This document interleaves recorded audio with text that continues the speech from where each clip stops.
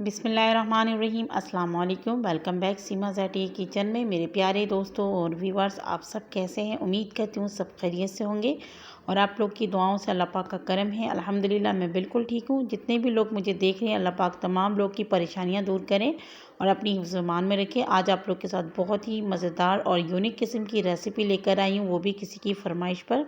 कराची से मुझे आरफा ने फरमाइश की थी कमेंट्स में कि मैं चिकन पार्ट्स की रेसिपी आप लोग के साथ शेयर करूं, तो आज आप लोग के साथ चिकन पार्ट्स की रेसिपी शेयर करूंगी। तो चलिए इसे किस तरीके से बनाते और कौन कौन से पार्ट्स इस्तेमाल करेंगे। तो मेरे प्यारे दोस्तों, यहाँ पर मैंने चिकन के कुछ पार्ट्स ले लिए हैं और इसके अलावा भी काफ़ी पार्ट्स ऐसे होते हैं जो इस्तेमाल करते हैं, खाए जाते हैं। तो यहाँ पे 4 से 5 किस्म की मैंने पार्ट्स ले लिए हैं, जिसमें है ताज है, चिकन के पाए हैं, दुम है और चिकन की जो खाले होते हैं वो है और चिकन के अंडे हैं। तो ये तमाम चीज़ें आपको कहाँ से मिलेगी मैं आपको बताती हूँ। जहाँ देसी मुर्गी आप लोग को मिलेंगी, जहाँ से आप लोग देसी चिकन लेकर आते हैं, वहाँ से ये सारी चीज़ें मिलेंगी, क्योंकि ये अंडे वाली मुर्गी की होती हैं। तो ये ताज है चिकन के हैं, जो अंडे वाली चिकन होती है उनकी है। तो यहाँ पर मैंने ले लिए हैं चिकन के ताज और पंजे। मैंने आपको बताए थे इसकी सफाई की तरीके। गर्म पानी में इसको डालकर इसके छिलके उतारते हैं। और ये जो दुम है चिकन के, ये काफ़ी जगह में आपने देखे रेडी में परों के साथ इसकी जो है कबाब बनते हैं और इसका टेस्ट बहुत अच्छा है। काफ़ी लोग इसे बहुत ज़्यादा पसंद करते हैं और ये बिल्कुल मशीन से साफ़ सुथरे होते हैं। और फिर भी आप इसे घर ला के चेक कर लिया करें। इस तरीके से थोड़े से आपने इसको साफ़ सुथरे करने और इसके बहुत सारे प्रोसेस है साफ़ करने के।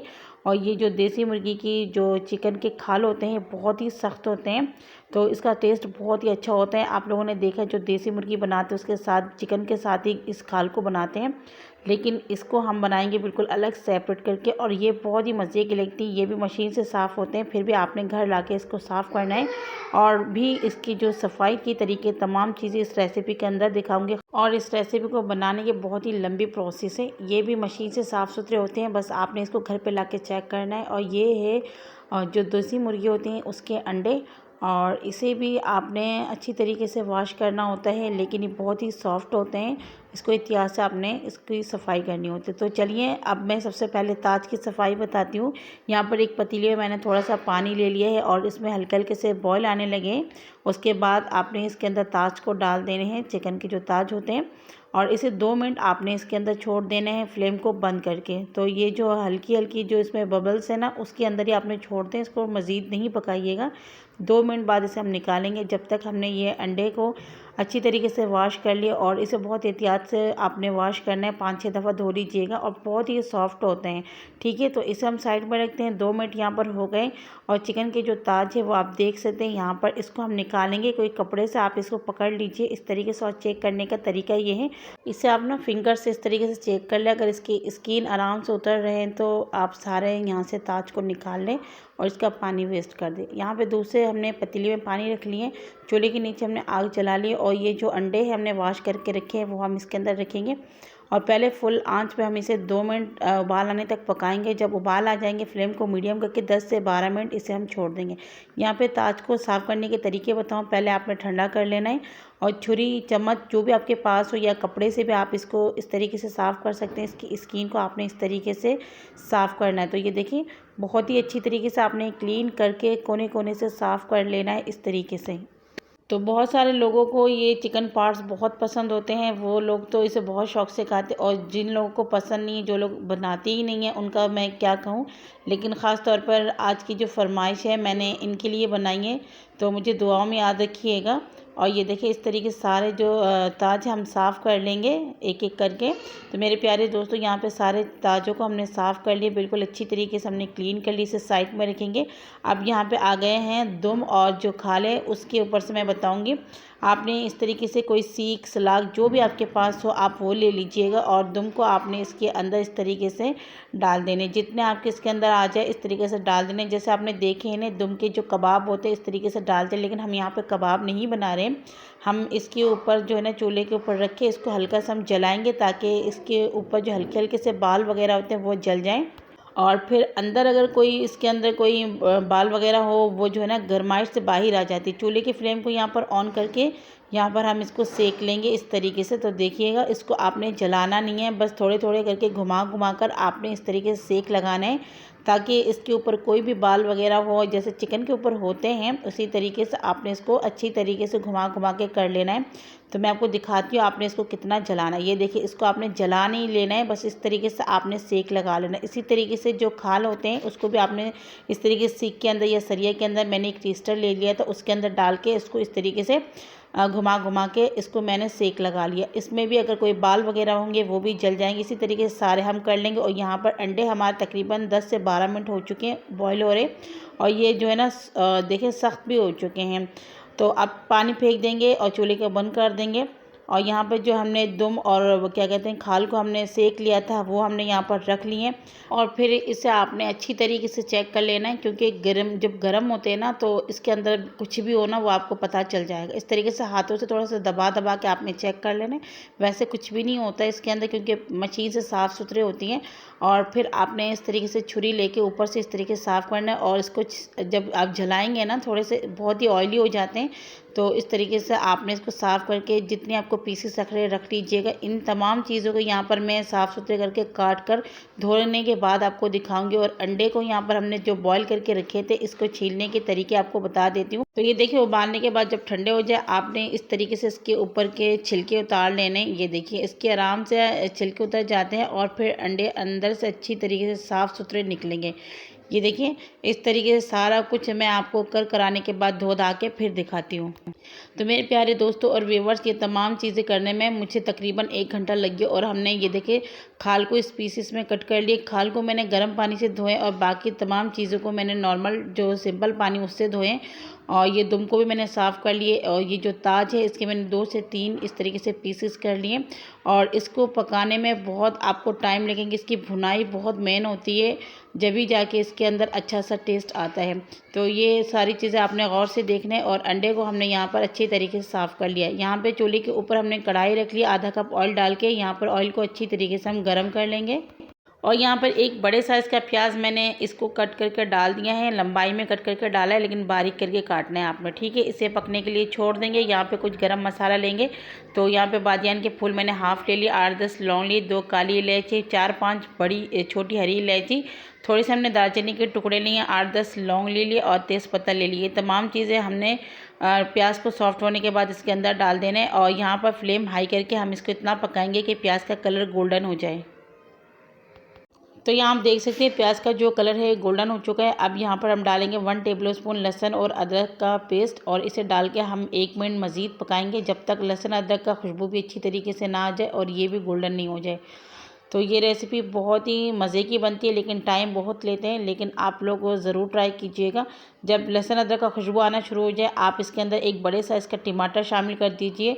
और अगर छोटे हैं तो यहाँ पर आप 2 टमाटर ले सकते हैं। मैंने छोटे छोटे कट करके डाला हुआ है। और 1 खाने के चम्मच भरकर हरी मिर्चों का पेस्ट डाला है, या फिर हस्ब ज़रूरत आप यहाँ पे कम ज़्यादा करके डाल सकते हैं।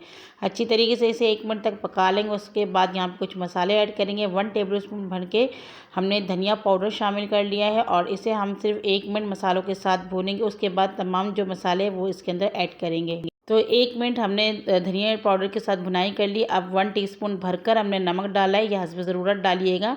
हाफ़ टेबल स्पून हमने हल्दी पाउडर डाला है, 1/3 टेबल स्पून लाल मिर्च पाउडर डाला है, 1 टेबल स्पून हमने यहाँ पर डाला है ज़ीरा पाउडर।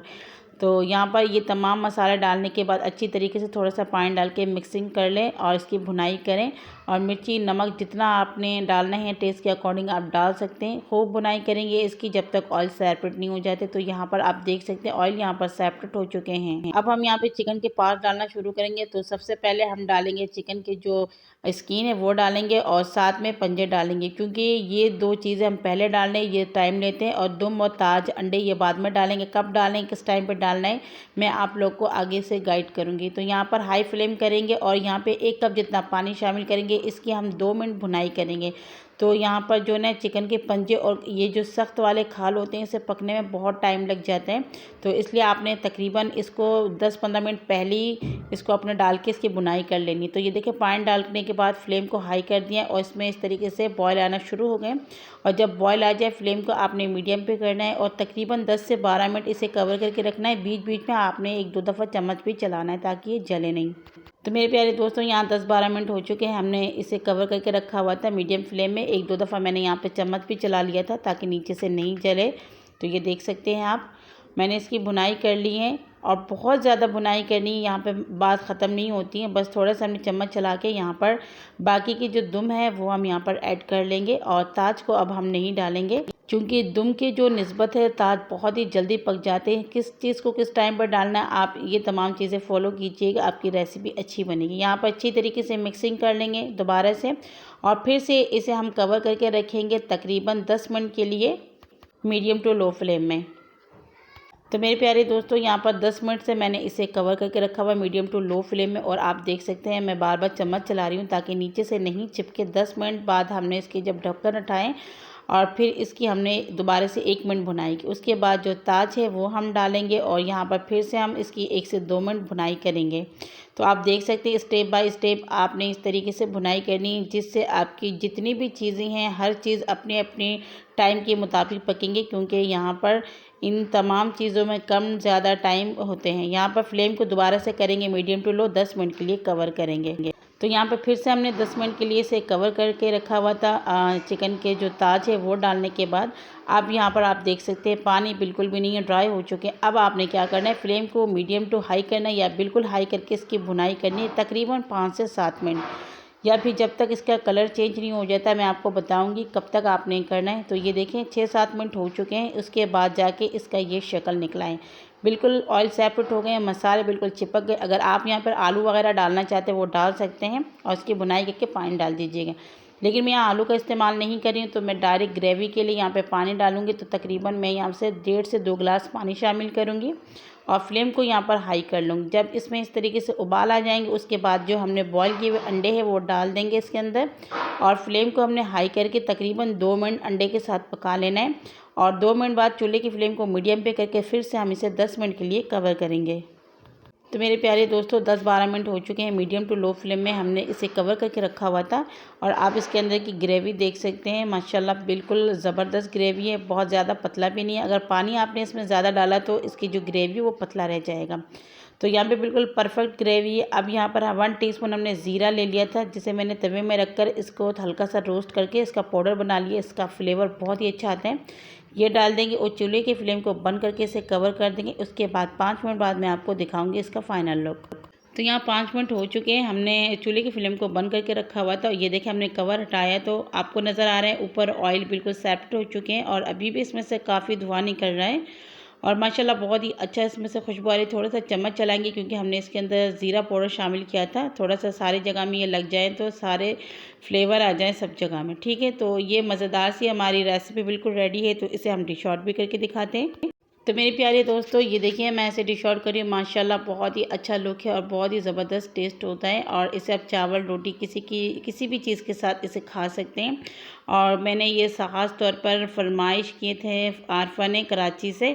तो बहन मैंने आपके लिए ये जो रेसिपी है तैयार कर ली, ज़रूर मुझे फ़ीडबैक दीजिएगा और मुझे दुआ में याद रखिएगा। और जो लोग चिकन पार्ट्स खाते हैं ज़रूर मुझे कमेंट्स में बताइएगा क्या आप लोग भी इसी तरीके से बनाते हैं। मेरी रेसिपी आप लोग को कैसी लगी है ज़रूर कमेंट्स करके बताइएगा। अगर चैनल में नए हैं तो मेरे चैनल को सब्सक्राइब भी कर लीजिए, बेल आइकन को ज़रूर प्रेस कीजिएगा जिससे मेरी तमाम वीडियो की नोटिफिकेशन मिलेगा। अगले वीडियो तक के लिए इजाज़त दीजिए। अल्लाह हाफ़िज़।